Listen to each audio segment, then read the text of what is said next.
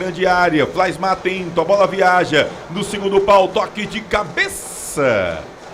Ficou na bronca ali o Eriquim, pediu a falta.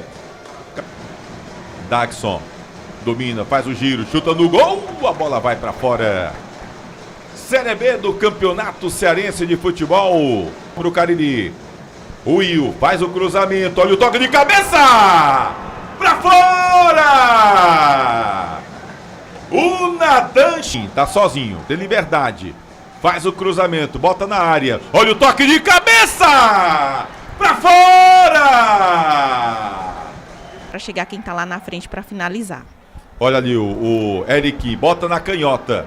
Lá vem o time do Guarani, o cruzamento! Vibra, agita, faz a festa! Gol!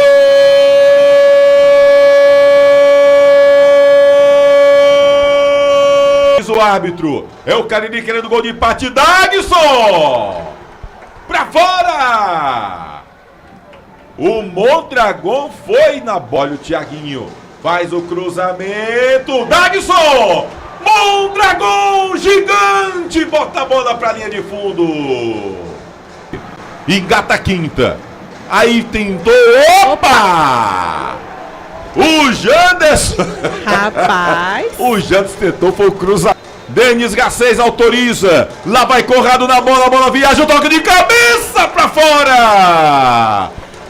Escanteio pro Cali do Guídio, do Cicinho. Autoriza o árbitro. Olha, Thiaguinho pra fora. Calma.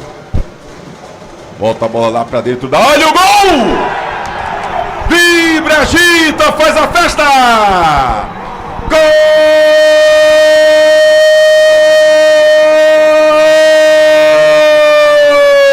do Cariri!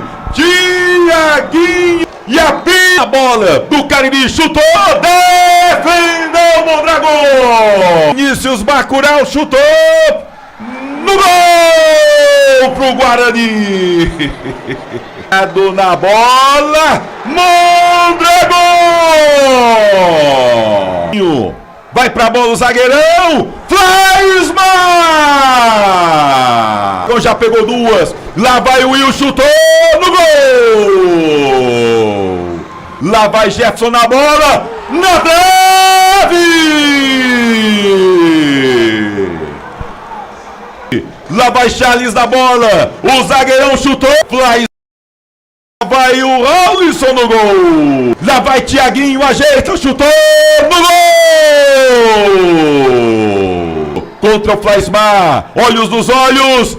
Pegou!